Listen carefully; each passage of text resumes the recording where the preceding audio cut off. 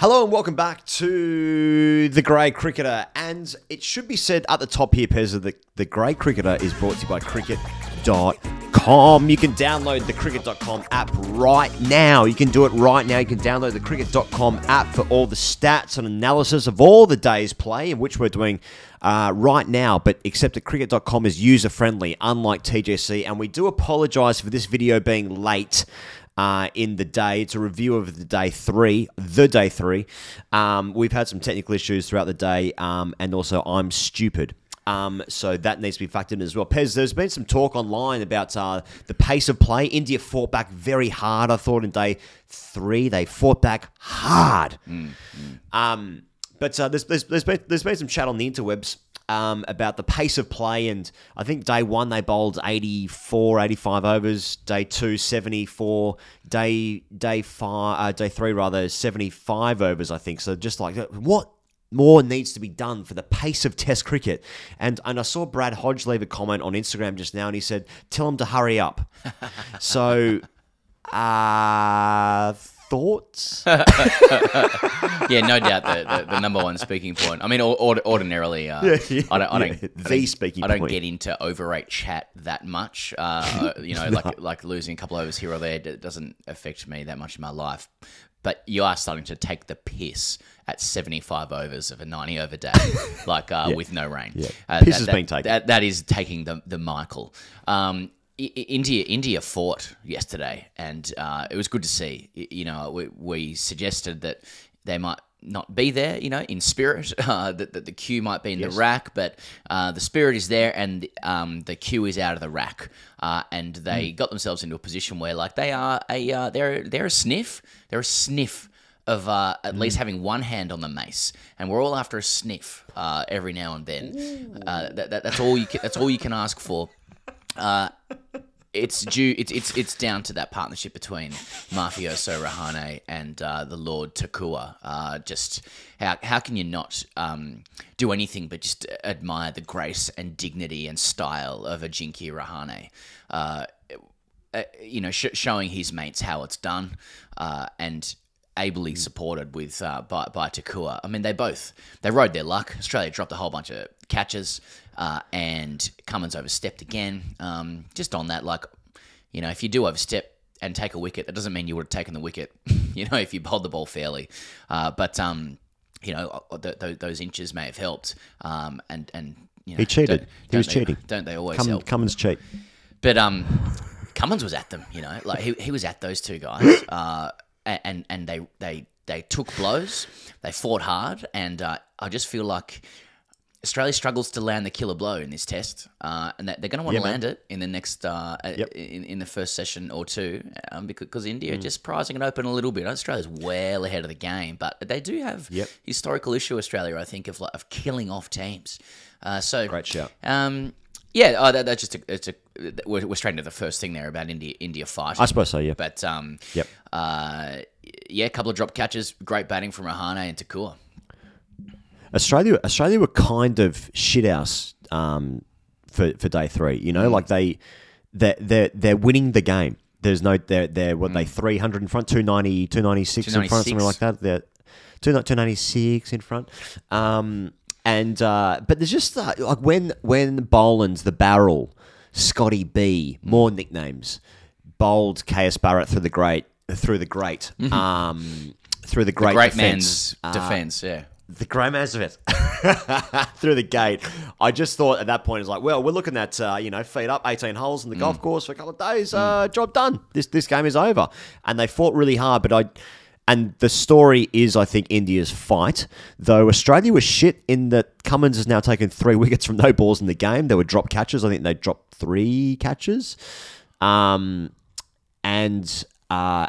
Cummins, he bowls the last over before lunch, doesn't he? And then the ball was defended back to him, and he kicked it. He kicked it in a manner was we've been shit. And then he had this he had a coyish look about him, where he was probably shouldn't have done that, because that's not the way that Cummins goes about. And this Australian team hasn't gone about it in that way.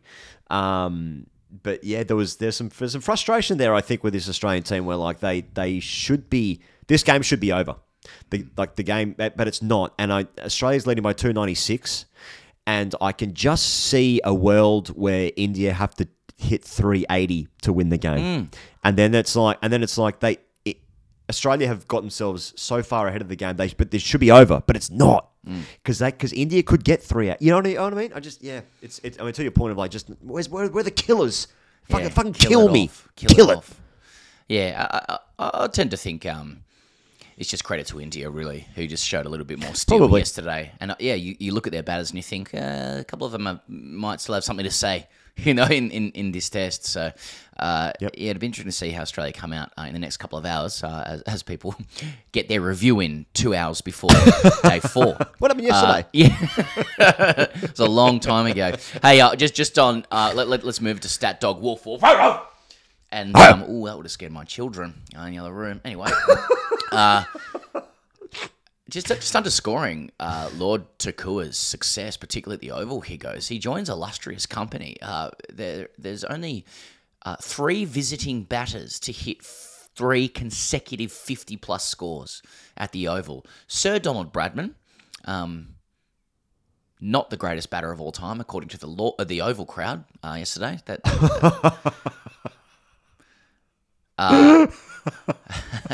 Alan Border and Shardul Thakur. He's a good cricketer, Thakur. I just think when you can do what you can do with the seam, with the ball, and come in at number 8 and score the runs the way that he did, riding blows, and still punching balls down the ground, flourish drives, good player. And anyone who thinks that Sachin Tendulkar is better than Don Bradman needs to get their head in the bin. I don't care. I don't care, mate. Mate, heads need to be lopped. Yeah. Like, you need to lop your head and put it in the fucking bin. If you actually, genuinely, in your heart of hearts, beyond bias, or any sort of notion of nationalism, if you think that Tendulkar was better than literally Bradman's doubly as good as anyone ever. Like, what the fuck are you talking? Mate, it's actually a fucking Winds me sickness. It's sick. It's a sickness. It's a sickness. It's like, you can like, it's a pandemic. You can like your guy. Everyone's allowed to like their guy. But don't fuck with those numbers. Oh my God. What contortions are you doing? What mental gymnastics are you doing? Sick in the head. To say that Sachin was better than the Don. Oh, he only played against one team. Who the fuck's he meant to play against? Well, everyone else he averaged a fair bit more than everyone else at that time. You know? Yeah. He wouldn't have played against modern greats. Well, how much does he have to average for you to respect it in his era? I mean, goodness me. Have a look at your head. I'm on trial. I'm on trial for murder. First thing I say when I'm on the stand, first thing I say is that Tendulkar was better than Bradman. People think, well, he's mentally unwell. He's cooked. That's right. He's cooked. Yeah, the first thing you would say. I can't trial this person. He's not of sound mind. It's a strange response when my first question to you on the stand is, "Where were you on 9/11?"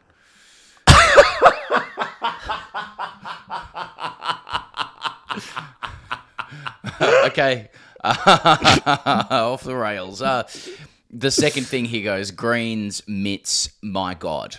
So he drops one. He drops one. And I just want to hand it over to Dos. I want to hand it over to Dos, who's commentating at the time. Yeah. You know, big man recognized big man. And he was like, look, the sentence was incoherent. You know, Green takes the catch. I wouldn't quite say it was Benno for the Warren's ball of the century, and he's done it. It was talking about this. but you know, on a level with respect to Dos, genuinely, I kind of get what he means. Like the discombobulation of seeing that catch, which was an absolute screamer, that only sort of like very blessed physical specimens could do. And then Dos gets it right, and he just goes, the big right Duke. You know, like, it was a big right Duke taking that ball. God, you know, it gets, like, when Green does those things, it gets you in the loins, you know, like, it really stirs us up. Like, you can't help but start making guttural sounds, you know? Oh, Oh, you know, like I feel like I'm getting a massage with my Test cricket, and then Green does that, and all of a sudden it's a prostate massage. That's it just right. feels Getting milked. It feels so deep. Yeah. I'm like, oh. later on in the inning, like when Australia's batting, Green hits this beautiful cover drive for 4, and Dos just goes, where is it? I've got it here. Dos like. It's like his voice dropped a couple of octaves. He sounded like you do after you have a massage, you know, like your voice is just low and relaxed. And he just went, oh, what a shot that is. And he goes, oh, yes. Big, long levers. Like, you know, like, and it's like, you know, the emotion that flows from it, like, in Australia, it's very difficult to be respected by anyone. We have a tall poppy thing. No one's made it in cricket. Like everyone treats each other kind of equally or looks down upon. And the only thing that the greats defer to is size. You know, like they just love size. And they are just drooling for Green's size. You know, the size of it. And he's 2 meters. That's right. Has he got rabies? Because he's frothing at the mouth. He's foaming. You know, at the mouth, and it's good. Like we all feel that way. Anyway, it was a good catch. After I dropped one. If it wasn't for my own self-flagellation of wanting to objectify Cameron Green, like I'd feel more guilty about it. But like Green will never be able to escape the prison that is his body. He will achieve all the things in this life that he wants. Happiness, you know, connection to the earth, runs, wickets, catches. But he's just always going to be big old boy, isn't he? He's a big bopper. It's like when commentators describe the piece of play that he has just like executed, and often a brilliant piece of play, like. You know, they're trained to provide further context as to how it was possible, and they just cannot help but like reflex into the size of him. You know, it's like, and off the lever, like it's like when you go when you go bald, it becomes your defining physical feature. You become the bald guy. You know what I mean? Like if you're being picked out from a crowd, there's nothing else about your body that will like you're the bald guy. And it's like that for Green. He's the big boy. You know, like Green could become like a virtuoso pianist. You know, like par excellence, playing in you know, Florence and Paris and stuff. And he'd finish something, you know, from Tchaikovsky.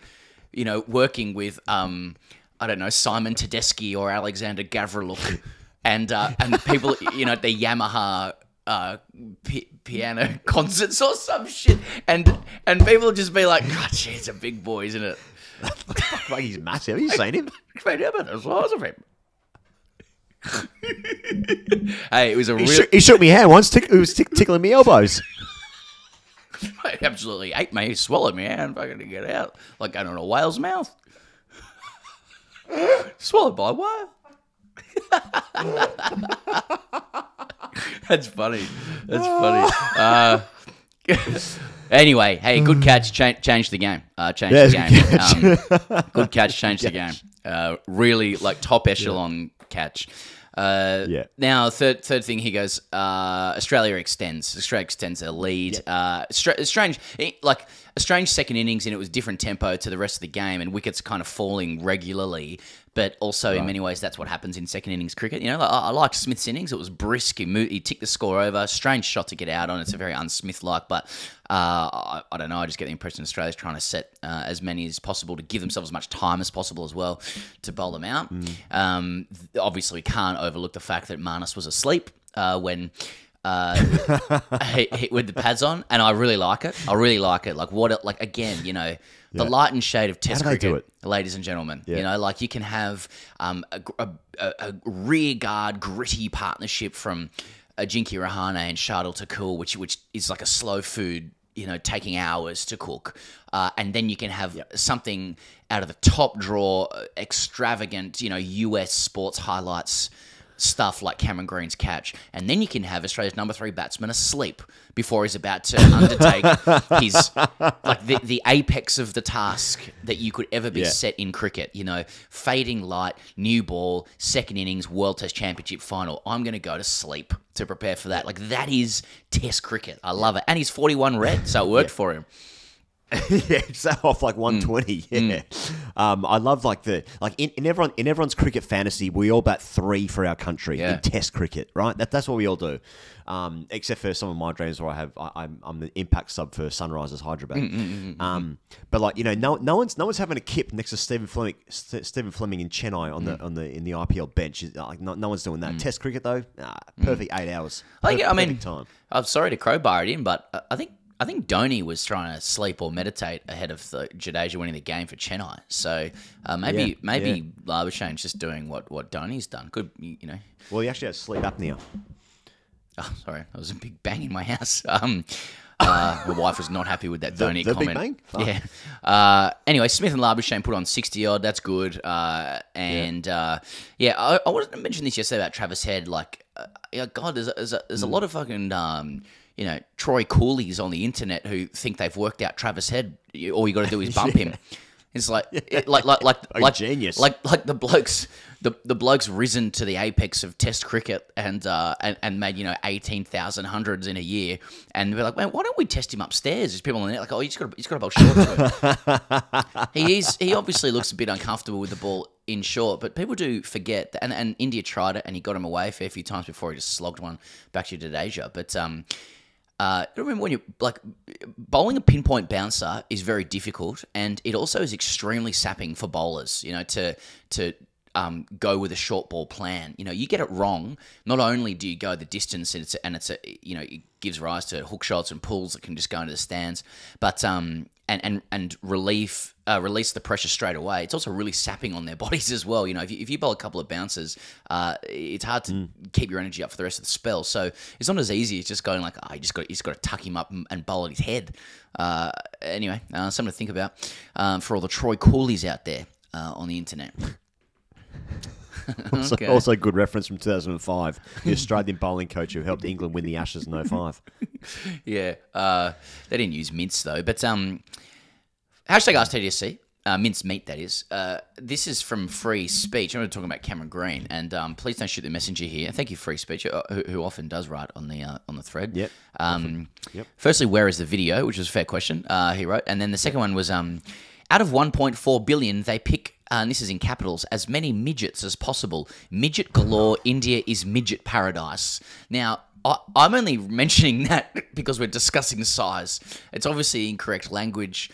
And it's not right for me to judge whether or not India is disproportionately home to little people. But I just thought it was quite evocative that someone just started capitalizing to us midget galore, India is midget paradise. And he goes, I wanted your response to it. And what would it do? I do. I am invested in this game, Pez. In an emotional element, and also financially, because I'm actually a match fixer.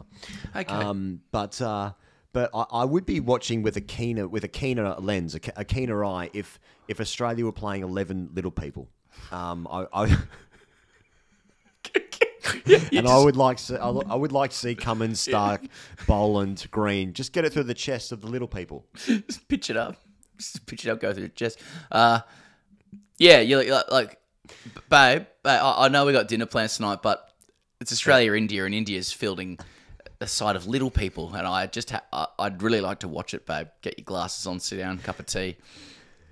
Pez, when we often get asked like, oh, how's India?